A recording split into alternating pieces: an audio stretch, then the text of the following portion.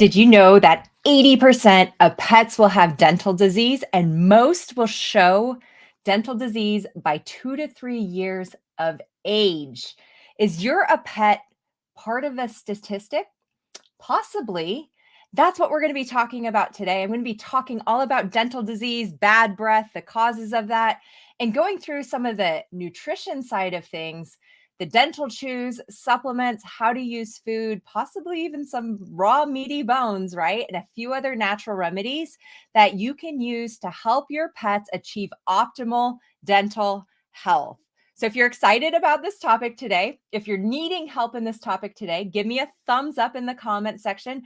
Also, let me know what products you're using down below or in the comments, wherever platform you're watching this on. And if you're new here, welcome. If you're returning, welcome back.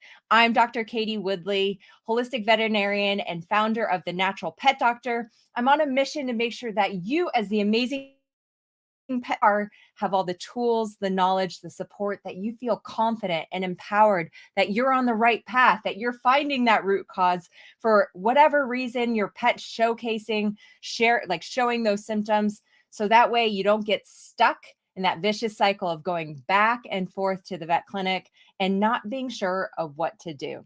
So appreciate all of you for joining me today, taking time out of your busy morning or whatever time of day it is, wherever you're watching. And let's get going with this. So I see you guys. I appreciate you dropping your thumbs up and I see you in the comments. So feel free to drop your comments and your questions as we go through this topic today on this weekly coffee talk with the doc. So what are some of the symptoms of dental disease? Now, a lot of people will talk about like bad breath, right? And here's the thing, bad breath isn't always related to a dental disease issue. Now, what do I mean by that, right? Well, that doesn't make sense. So if you're looking in your pet's mouth or examining them if you can, or your vet's looking in their mouth and they're like, yeah, I agree. I smell like the smell that's coming out, right? It's bad breath, but the teeth look clean. There's no inflammation in the gums. I always want you to be thinking about gut health. We can have an issue with the microbiome. I have a lot of blog topics, other YouTube videos on how to optimize your pet's gut health. So make sure you check those out at Dr. Katie Woodley, the Natural Pet Doctor, or thenaturalpetdoctor.com. So keep that in mind. If your dog or cat's mouth looks clean, there's no inflammation, we need to be looking for the source of where that smell is coming from. And a lot of times it will come from a dysbiosis or microbiome issue. Now, other common causes of bad breath that are going to be related to dental disease are going to include things like tartar. So when we start seeing that buildup, that yellow staining on the teeth, that's a concern. If we're seeing, the caked up stuff, like especially along those back molars, those premolars, those big chewing teeth, that can be what we call calculus. That can be very difficult to remove. Now we're going to be talking about raw meaty bones, and those can be really helpful and beneficial for even breaking off some of that calculus. But there is a time and a place for dental cleanings with your veterinarian. We're going to talk about that and what I think about that and how to go about that so you keep your pet safe. But if you're noticing inflamed gums, the gums look red, they look irritated. Maybe there's also some pain. If you're noticing, especially with cats, like they chew on the one side and they like tilt their head, or they're dropping food out of their mouth, the drooling, decreased appetite, weight loss because they're not eating as much because their mouth is usually painful, changes in behavior, cats pawing at their mouth can also be a sign of dental disease. So if you're noticing any of those with your dog or cat and they haven't been examined by a veterinarian, 100% you need to go get an examination done because this is really important. I still recommend checkups with the veterinarian. We're going to be talking about things to prevent, reduce the risk of dental disease so that you don't hopefully have to do those anesthetic dental cleanings and you don't have to go to the vet more than once a year for your annual wellness checkup because of disease. That is the goal. Prevent disease, reduce vet visits, reduce vet bills, because there's so many preventative measures that you can take. And that's what we'll be talking about. But first, I want to talk about why does dental disease occur? There's a huge common myth out there, and it's that kibble will clean the teeth. Who here has heard that from their veterinarian? Like raise your hand, thumbs up. Like, even though I want to put a thumbs down to that, it's a huge myth. that kibble will clean your pet's teeth. And I want to think about if your dog or your cat is currently eating kibble, or even if they're eating like the freeze dried or you feed them treats, how often do they actually sit there and chew on that?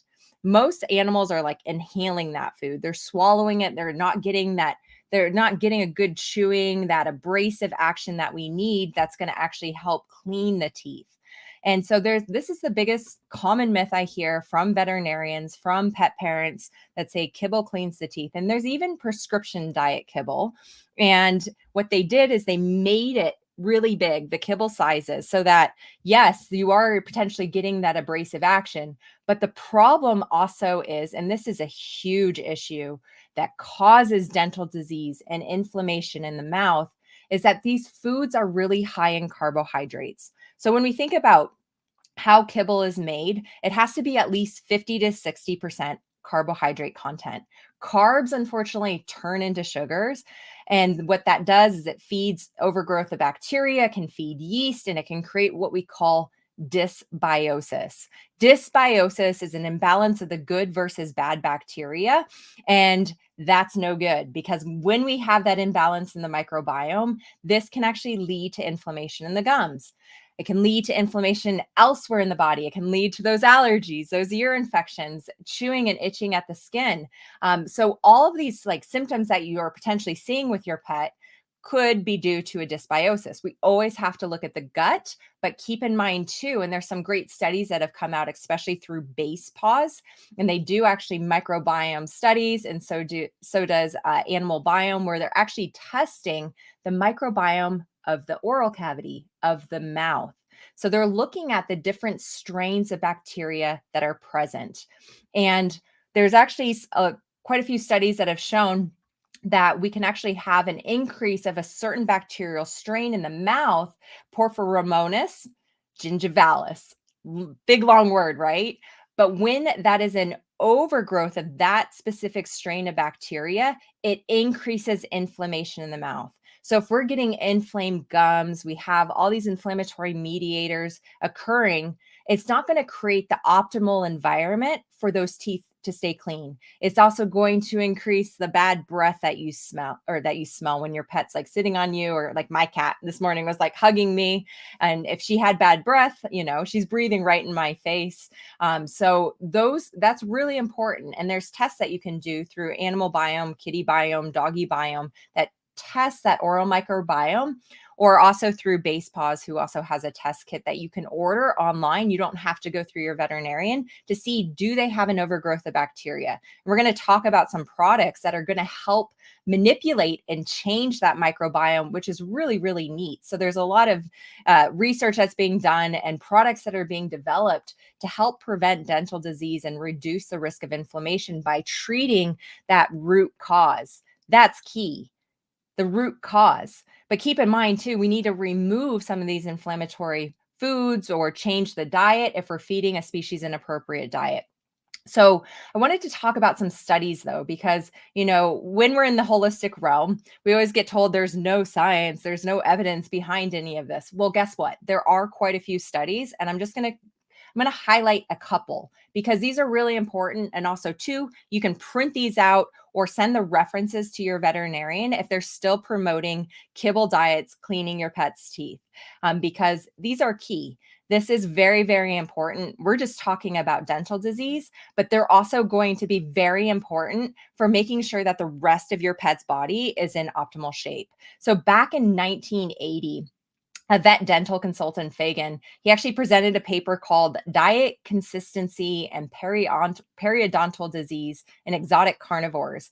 And what he did is he presented it to a bunch of vets at a conference, and he highlighted a massive amount of work done by a British scientist, Sir Frank Coyer, who showed that the relocation of wild animals from their natural habitats into a captive environment brought about like these radical changes in their mouth. And this led down the path to a massive amount of research into like the pathology that actually occurs when we have dental disease. And they found, surprisingly, but not really, that the food consistency, how firm that food was will actually increase the health of the blood vessels and the gum tissue, which is the important thing that's going to support those other dental structures. So, what pets need, what animals need, dogs, cats, exotic like lions. I mean, when you go to the zoo, right, you're not going to see them feeding the lions like a kibble diet, right? Because it doesn't serve them. They don't do well. Their teeth are going to rot. Their lifespan is going to be much shorter. They're going to have a lot of illness and sickness. So, pets need what we call this hassle factor. And that's need like what it means is when they're chewing on bones, when they're chewing on hard, like the muscle meat, they're tearing and shredding it. It's this hassle factor that's stimulating the gums and is supporting healthy blood vessels that are supporting and providing nutrients to those tissues of the mouth. Really, really important. And so what we found through these studies is we actually need to eliminate soft, overcooked, pureed foods to achieve optimal dental health. Now, the other thing too, which was fascinating, there was a study done in Australia back in 2008 by Clark and Cameron, and it was done between feral cats and domestic cats. And it showed that the dental calculus, so that's that buildup of the stuff you'll see on the teeth, that was significantly higher in domestic cats than in feral cats. And those that were being fed a diet consisting of small mammals, birds, reptiles, and insects. So when you think about what is a species appropriate diet, it's not a diet high in carbohydrates. Our pets, especially cats who are obligate carnivores, don't have any requirement for carbohydrates. The carbohydrates that I recommend adding into the pet's food is to feed, to provide a fiber source for the microbiome, that beneficial bacteria, because that's the food source for those important microbes, but also too for the phytonutrients and the antioxidants. Because I get questions all the time like, how are you recommending broccoli and blueberries and all those things like Brussels sprouts and broccoli sprouts? Like, my cat's not going to eat like broccoli sprouts. And I'm like, well, what we're doing is we're adding it in for the antioxidant properties, supporting detox pathways. So there's a number of ways that we're doing that. Now, in terms of these diets. So think about your feral cats are out hunting, they're eating these things, they're going to pick like the mouse. The mouse is about 70% water, high in protein, very low in carbohydrates. The carbs that your cat would eat if they were hunting this animal would be the fermented carbohydrates or grains that mouse ate. It's already fermented, it's digested, and that's the food source to support the microbiome. And so we're actually seeing changes in dental health with these studies, which is very, very important and something that every single pet parent should bring to their veterinarians to showcase these studies. And then I also wanted to share, so Brown and Park back in 1968. This is how long these studies have been around. This is what, like, sometimes these myths, like, we can't kill them, they won't die, they won't go away. But this is why having this information in the research and taking it to your veterinarian, plant the seeds, start showcasing like there's a better way that we can support our pets' health. And so this study showed that periodically they replaced the moist kibble ration fed to 30 dogs that were displaying that dental calculus, remember that buildup, and tooth loss with beef oxtail. So we're feeding like a raw meaty bone. 2/3 of the dog's calculus was removed within 24 hours after the first oxtail feeding, and this increased to 95% by the end of week 2. This is the power of a species appropriate diet. And if you can get your pets, both dogs and cats, onto a raw food diet. I saw this with my own dog, my German Shepherd Finn, years ago when we switched him over to a fresh food diet. Because I've been on this journey just like everyone else here, learning. I started off doing the wrong things because I was taught that in vet school. And then through this journey, through a lot of health concerns, autoimmune disease, cancer, realizing there's a much better way. And when we changed Finn over to a more species appropriate diet, we started adding in raw meaty bones. What I noticed so he was big dog, German Shepherd. He had some tartar on the back of his teeth, a little bit of calculus, so that thicker buildup on those back premolars and molars, which is a common area for that to build up. We started feeding him those raw meaty bones, and within a week, that was gone. So we actually didn't need to do a dental cleaning with him for the last like 5 years of his life. which was great because if you've heard my story before, Finn started having seizures a few years back. He had a brain tumor that was the cause of that. And so, I did not want to have to do anesthesia or anything else if I didn't have to. And so using the raw meaty bones and having him use his teeth for what they were, that hassle factor, chewing and tearing and breaking like it all apart, was his natural toothbrush. So that was really, really helpful. There's other studies too. There was a recent study by Marks 2016 that evaluated beef bones as chew items to reduce dental calculus in adult dogs. They found raw bone consumption reduced dental calculus by 57% after 3 days, by 82% after 12 days. Again, no complications such as tooth fractures or intestinal obstructions were observed during this trial. So that's the other thing. Like, we're feeding raw meaty bones. There's the concern you'll hear those other myths, like it's going to fracture teeth, they're going to get obstructions. We always want to use raw meaty bones, never cooked bones, and we want to use the appropriate size too. So let's kind of go through some of the nutrition things that you can do. And we're going to touch more on the bone side of stuff and what you can feed for dogs and cats, because bones may not be an option for you. And I completely and 100% can relate to you with some of the cats that I have in my house. It can be hard to get them used to it, especially with cats where they're like used to, say, like a kibble diet. So our Kiwi cat, she's my senior cat, and she came to us on a dry food diet. And we at least have her on a freeze dried raw with some cans. Sometimes she'll eat a little bit of raw. She gets a mixture. She is my picky cat. She has been, I don't want to call her a problem child. It's just that she developed this strong preference for kibble. And there's no way I could have her chew on like a chicken wing or a chicken neck, but you can always try. I tried. It's difficult where my other two cats are on a raw food diet, and my Tico cat loves prey model raw. So that crunching and that chewing is going to help keep his teeth nice and healthy. But also too, going back to that whole microbiome and having these diets that are lower in carbohydrate content. When we feed a higher protein, real food diet, there's going to be less starches that are converted into sugar that, feeds that bad bacteria, creates that dysbiosis, that imbalance, and upsets that oral microbiome. There's also natural enzymes and good bacteria in these raw food diets that also reduce that tartar buildup. And keep in mind that hassle factor. So that needs to be there with that chewing, tearing on like the chunks of meat, the skin and the bone. And gnawing on those raw meaty bones is going to give that abrasive action to remove a lot of that tartar and plaque buildup on the teeth. Now, in terms of cats, some of the bones that you can give to them, we're going to be things like chicken wing tips, where you can actually start by holding it and have them just gnaw on it.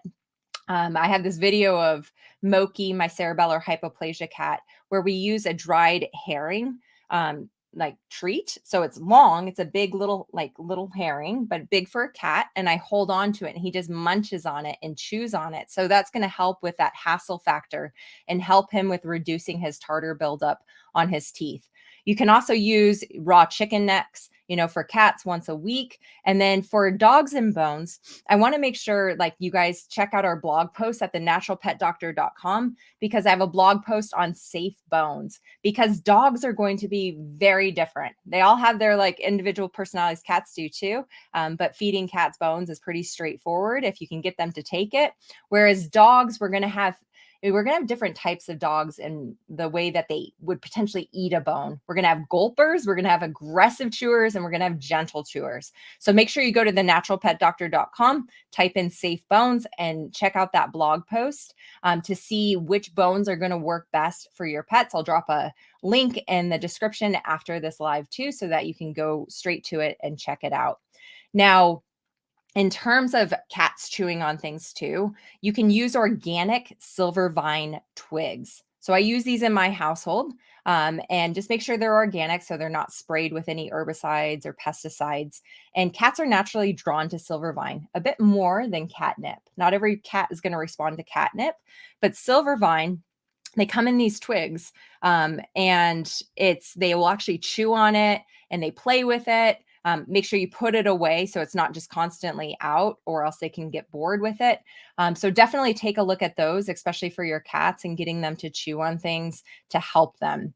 Now, the other thing too, so especially if your cat or your dog has bad breath, there are some herbs that you can add into the food that are going to help freshen their breath. Does anyone have any idea on like what I'm going to say, like with the herb wise?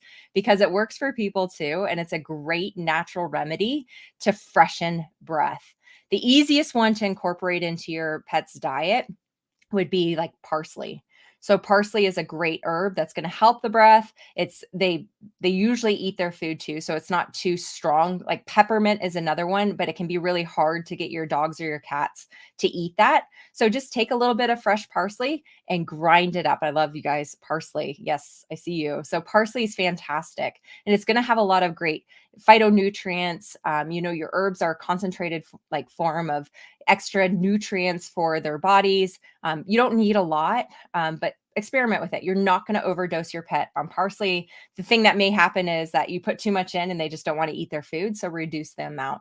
And 100% you can give this with any health condition. So don't worry if your pet has, especially with cancer or something like that, you can use it with any health condition. You're not going to create harm. It's not going to interact with any medications that you are potentially giving. Now, I wanted to briefly mention dental treats and dental chews. Now, chews last longer, right? They're sitting there, they're chewing on them, but you want to be aware of the ingredients for both, but especially the chews, because a lot of products out there have really poor quality ingredients, things like wheat flour, lots of sugar, preservatives. We don't want to go down that route, right? We don't want to upset the microbiome. We don't want to feed the bacteria. We also don't want to increase inflammation in the body. So you want to make sure you're looking at the ingredient list and checking that out. Now, dental treats are kind of useless. They're essentially like throwing money out the window, to be honest, because when you think about a dental treat, they may chew it like once and then they swallow it. So essentially all we're doing is we're just adding extra calories. We're not getting that hassle factor that I was talking about towards the beginning. We need them to be chewing, like, tearing, like grinding, massaging those gums. We don't want to use chews that are too hard though. So, in the blog where I talk about safe bones to use at thenaturalpetdoctor.com, deer, the like antlers can be really hard and cause some of those fractures. So if you have an aggressive chewer, those are not the ideal options. If you have a little gentle chewer, just sits there and kind of gnaws a little bit on it, those can work just fine. But you have to be aware of the type of chewer that your dog is. So definitely be aware of that. Some of the brands I wanted to mention for some of like the toys and things like that are going to help with sitting there massaging the gums, because your dog and your cat are chewing on them, are going to be the Kong brand. They have quite a few variety of different options where you can put, treats or stuff, food in it and freeze it and then offer it to your pets. And they're sitting there and gnawing and chewing at it. Pet Stages is another brand that's out there that you can buy from online, where they have like a dental wheel chew toy. They have some other chew toys also. And then bully sticks. So rawhides, I do not recommend because of the way that they're produced. We have a blog post on that and the dangers of those. There's lots of chemicals. They're soaked in usually formaldehyde. So I do not recommend rawhides, but bully sticks can be really helpful for that chew factor, that hassle factor, them sitting there. They can take longer to get through too. So they're a great source of entertainment for your dogs, especially. This is more for dogs, the bully sticks. Big thing is look at sourcing though. Where are they sourcing the ingredients? Where are those animals coming from? So you want to make sure that, if you can support companies that are using grass-fed, pasture-raised, they're not coming from a factory farm. They're not adding other chemicals and ingredients into those. How are they processing them? Make sure you do your research, because that's really important. Once again, we already live in a toxic world. We don't want to be adding more chemicals and things like that into our pets' bodies when they're already being exposed to that stuff every single day. So just be aware of that. Now, dental chews that are recommended by your conventional vet. I used to work in traditional vet clinic. We used to sell these. I used to recommend them. I know better now, and I don't recommend them. So these are going to be things like your greenies, your CET chews that are at the vet clinics. I don't like them because they're packed full of artificial ingredients, things like wheat flour, sugar, chemicals like chlorhexidine. I just feel like that shouldn't be going in your pet, right? Does anyone else agree? Like those chemicals should not be going in. So we want to be aware of that. Just because something is being recommended by the vet. My last YouTube video, make sure you check it out, where conventional medicine failed me, and some of the tips that I give from that journey is to look at and ask why. So if your veterinarian's recommending something, I would just say like, well, I'm concerned about these ingredients and these chemicals. Like, why are you recommending this? Is there a better alternative option? And just have that conversation with your veterinarian, because it's important. And also too, you are your pet's advocate and you are the voice for them. And so it is okay to always ask why. And I feel like for everything, you should always ask why. I love when my clients ask me why and they want to understand. And it's something where if I don't have the answer, I'm going to go look it up, because not everyone knows everything, right? And your veterinarian may have no idea these alternatives exist. So once again, I'm using you as part of the mission to plant those seeds with your conventional veterinarian to spread the word. There is a different way of supporting our pets' bodies through natural remedies. So definitely check that out.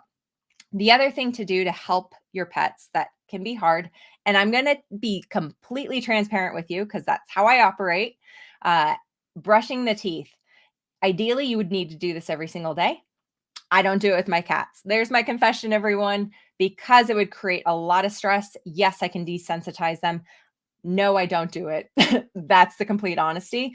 But here's the thing. If you can get a toothbrush into your pet's mouth once a day, dogs and cats, and you can start them off at a young age, desensitize them so it's not a stressful experience, do it. It will help alongside all the other things that I'm talking about. And here's the thing. I don't recommend traditional toothpaste that are out there for pets. I recommend getting coconut oil.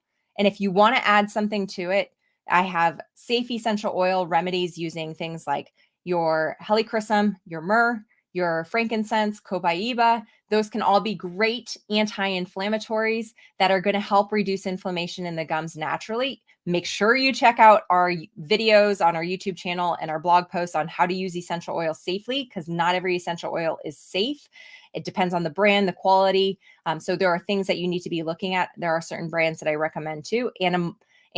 Animalio, Animal EO, has a great essential oil blend for dogs. It's called Dog Breath, that you could always use, and you can mix that into the coconut oil and then brush your pet's teeth.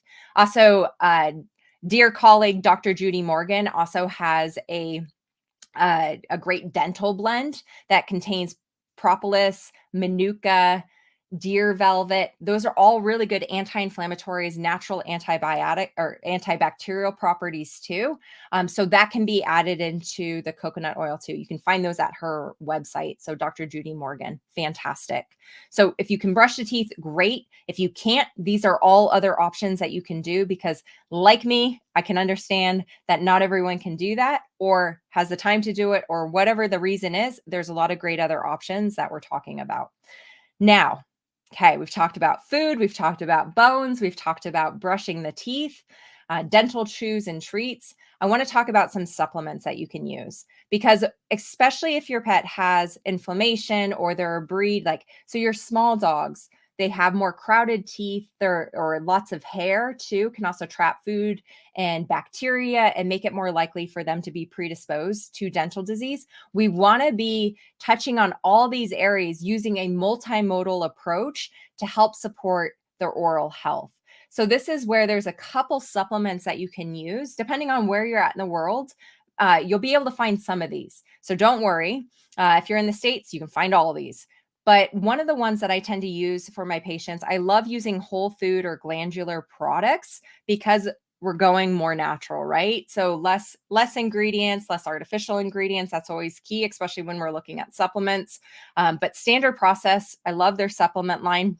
Their Biodent product, it's a combination of cold pressed ground bone, minerals, adrenal glands, and other organ meats. So what it's doing is we're providing those nutrients to support strong and healthy teeth, the jawbone, those connective tissues, right? The gums and immune system. We're also supporting those adrenal glands. Those are really important, especially with all the stress that's out there in the world. So that's definitely something that you can incorporate into both your dogs and your cats. If you have any questions about those or you're not sure where to find them, we have a storefront where you can purchase those from. So I will post a link in that, but you can always reach out to us at info@thenaturalpetdoctor.com if you're having trouble finding the link to purchase any of these products. The other thing too that's going to reduce inflammation naturally are your omega-3 fatty acids. Every single person here should be supporting their pets with omega-3 fatty acids. It's going to support cell membranes. It's important for detox pathways. It's important for joints. It's important for brain health. It's important for literally everything. And it's going to help reduce inflammation naturally in the gums. And so omega-3 fatty acids, we can either use, say, like a fish oil option. Nordic Naturals, Adored Beast has a great algae oil if your pet's sensitive. Dr. Peter Tobias has a great, I think his is calamari. Dr. Mercola also has a krill option. This is really, really important. So using a source that works for you, works for your pet. So you can use a source like that where you add it into the food, or you can use whole food sources. So things like salmon, canned sardines. A lot of times, I'm adding those in as a treat a couple times a week for my cats as a superfood topper. They're added, what's great about these whole food sources is you're getting those vitamins, those nutrients in whole food. Definitely incorporate that in because it's going to help with everything. Great question, Donna. What about cod liver oil? With cod liver oil, you just want to be a little bit careful long-term usage because it's going to add additional things like vitamin A. It's going to be also a source of vitamin D too. So if you're feeding off like a fully balanced diet, you just want to be careful that we're not adding too much. Now, there is definitely a wide range for vitamin A. Vitamin D has less of a range. If you're worried about vitamin D levels, though, I definitely recommend checking out VDI Labs, where you can actually do a blood test and you can order those tests and have your vet draw the blood and then send it to them. So great question. But definitely take a look into adding in a source of omega-3 fatty acids. And there's a wide range of dosages. So they can tolerate a wide range. My biggest thing is if you're going to need to do a dental procedure or surgery, make sure you discuss with your veterinarian the supplements you're giving, because omega-3 fatty acids, especially if you're using a higher amount, can thin the blood, which is not ideal when you're doing surgery and you want things to clot. So definitely check that out. The other product that's out there that is a newer product that I really like is 1TDC. So I think someone else mentioned that they're using that, which is great. So this is a blend of fatty acids that actually inhibit inflammation in the gingival tissue, so the gums, but also the joints. So if your pet has osteoarthritis or they're dealing with pain, they're aging, 1TDC is great. And what I love about this product, because once again, cats, I have 3, I can understand if like the frustrations, right, that can come with medicating, supplementing cats. We can't always get a lot of things in, and we shouldn't always be over supplementing. I don't want you to over supplement. I want you to be thinking about why am I using something? Where are those gaps? Where are those holes so that we can fill it in? And that 1TDC can actually be given orally or it can be given transdermally. So for cats, you can actually open it up and put it on their like skin, on their inner ear, and they'll absorb it. How cool is that, right? Like we don't have to like give it in them or hope that they eat it, but we can give them the benefits of that supplement. So 1TDC. And with these and these brands, you would just follow the recommendations on the label based on your pet's body weight. Now, the other supplement, which is an antioxidant, low levels of this antioxidant have been linked to periodontal disease, and it's CoQ10. This is a common one for heart issues, right? I have sure probably some pets here are on CoQ10, especially if you have heart disease. If they're not on it and they have heart disease, please start it. But 2, it's going to support dental health, which is great, right? So the dosage is typically around 10 milligrams per 10 pounds. So a cat is going to get roughly around 10 milligrams. Your dogs, say that you have a 20-pound dog, they would get 20 milligrams. if you can find a pet version, great, use that. You can always use a human version too. Now, if you're like, what about a natural source, right? Whole food sources are always going to be better absorbed when we use a whole food form. So natural sources are going to be your organ meats and fatty fish like salmon. Wait a second. Didn't I say salmon earlier, right? Those are a natural source of omega-3 fatty acids too. So if you can think about what superfoods can I use to get the most bang for my buck, cool. Let's make sure they're getting some organs, and let's make sure they're getting some salmon or some other fatty fish, which is really good. So that's an easy thing that you can add into both your dogs and your cats. And then one of the final supplements, and keep in mind, these are not all of the things. There are so many different ones, but I wanted to highlight some of the ones that are a little bit different, but also too some of the more common ones and the ones that are easy to find for pet parents. If you're across the world and you're not in the United States, or you can't access some of these products, there's some easy things we can do. So you can always go back through and listen to this recording, and also check out our blog post at thenaturalpetdoctor.com. But the last supplement I wanted to mention is a product called Teef, T-E-E-F, Teef. So not teeth, Teef with an F at the end. And what's neat about this product is that it's going to help rebalance the oral microbiome. How neat is that, right? So especially if you've done any of the tests through Base Paws or Animal Biome, and you're like, oh my gosh, my pet's oral microbiome's off. They have too high of the Porphyromonas bacteria. Teef will actually help rebalance that. Now, the neat thing too, it's an off-label use of this for pets that where we're worried about small intestinal bacterial overgrowth, or you have gut health issues. You can actually still give that. It's put in the drinking water. It makes the water a little bit yellow because of some of the B vitamins that are also in there. And it's going to help rebalance and calm down an overgrowth of bad bacteria. So regardless, it's supporting the microbiome in the gut, in the mouth. It's all interconnected. So it's a great product to try if you haven't tried it. I've used it on myself. And they have a cat version too, which is fantastic. So definitely give those a try. I would love to hear which ones you use, which ones you try, how it works for your dogs and your cats. But I wanted to finish with 5 steps that you can take right now. Okay. Number 1, going back to the diet. You always want to pick a diet that works for you, best for your lifestyle, that's going to work for your budget. And then, if you're looking at transitioning, transition your pet over 2 to 3 weeks. You can always go slower if you're worried about GI upset or things like that. But the goal here is lower the amount of carbohydrates that are going in, those starchy carbs. We can still use foods that are, rich in phytonutrients, but we want to move away from kibble if we can, or reduce the amount of kibble, especially for our cats. So if you need to feed a combination of a different types of food, even a raw and a kibble, great. It's better than feeding 100% kibble. Reduce the amount of kibble.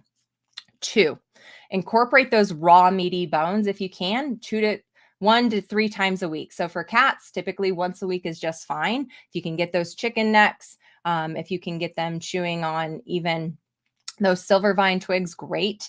And then for your dogs, you can feed those more frequently. A lot of people will be incorporating raw meaty bones into their pet's diet regardless, which is fantastic. Keep doing that. They're getting the benefit. There's so many health benefits, from the emotional health benefit. They're releasing dopamine and serotonin, those feel-good hormones. It's also providing a source of rich vitamins and nutrients that are help to balancing those diets, but you can feed them as treats too. And you're not going to unbalance the diet by doing this a couple times a week. So don't worry about that. If you can, number 3, start a toothbrushing routine with a homemade toothpaste. Simple, coconut oil, at least 3 times a week. If you can do it once a day, fantastic. Goals, right? If you can't do it, that's okay. I fall into that class. That's okay. I use other things that I've talked about to support my pet's overall dental health and overall health. And then number 4, try a new dental chew or dental toy or a combination. So, some of the ones that we mentioned, go back and re-listen, but see what you can get your dog and your cat chewing on, playing with. That's going to also provide that hassle factor, help stimulate those gums and help. And Sandra, yes, duck feet can work 100%. Chicken feet, duck feet can be really good for cats too. A lot of cats will chew on duck feet. So that's another natural source. That could be your dental chew. So it's a great option. And then 5, incorporate 1 to 2 dental supplements to support oral health lifelong. Whether that's making sure we're getting an omega-3 essential fatty acid, we're using CoQ10, maybe it's a teeth product, maybe it's one TDC, maybe it's all of them. They all complement each other. You're not going to overdo it with these, especially if your pet is prone to dental disease or you've been battling dental disease. Here's the thing. I'm going to finish with this, the controversial part. I'm not against dental cleanings. They are necessary. I'm not against anesthesia for dental cleanings. They're necessary. The reason why is because we need to be able to take x-rays. If your vet is not taking x-rays while your pet is having a dental cleaning, they are not doing it right. The majority of dental disease is under the gums. And so this is why it's really important that we're still getting dental checkups. We can do all the preventative things that we just talked about. And then there's a lot of support you can do to detox their body if you need to do a dental cleaning for your pet. Remember, dental disease is really painful. 80% of pets have it. We want to make sure we're cleaning up the tartar, the calculus, all of that buildup on the teeth. We want to make sure we're extracting or removing rotten teeth. If there's pockets or abscesses, we need to remove that. Once we have a clean slate of health, it makes it so much easier to do all these things. Your pets are more likely to chew on the raw meaty bones. They're not in pain anymore. It's going to, optimal dental health is also going to affect the heart and the kidney. It's going to improve their overall health. So I know it can be a scary thing, but there's making sure your veterinarians are doing it right. There's a lot of different ways to do that, making sure they're on IV fluids, they're running blood work, they're doing dental x-rays, asking those questions. That's the big thing, making sure you're feeling confident and comfortable with your veterinarian. Used to do dental cleanings all the time on really old pets, and age is not a disease. But these senior animals, veterinarians were telling them, we can't do a dental cleaning, and these poor animals were in pain. In our clinic, we had certain protocols, we had procedures in place to keep those senior pets safe, and we never lost a senior pet under anesthesia, and we helped them live a longer and healthier and happier life because of that. But keep in mind, do all the things we just talked about and make sure you're getting those checkups. Get the dental cleanings when you need to, support their detox pathways. If you're confused or you're like, I don't know where to start, we also have our Blueprint program where I help guide pet parents like yourself to feel confident, and you can ask questions and you can make sure you're on the right path. You can always schedule a discovery call to learn more about it and see if it's a good fit for you. That's on our website, thenaturalpetdoctor.com, or you can send us an email at info@ or just send me a direct message and I can respond with the link and the information there. But I want the best for you. I want the best for your pets because our lives are so much more enhanced when we're not worrying about our pets' quality of life, and dental health is a huge component of that. So I hope you found this all helpful. Please like, share, subscribe, and get on our newsletter if you're not already on there. So that way you can stay in touch with the most up-to-date content for the holistic and natural remedies to help your pets live their best life. Once again, I'm Dr. Katie Woodley, the Natural Pet Doctor, and I will see you all again next Friday for our weekly coffee talk with the doc. Take care, everyone.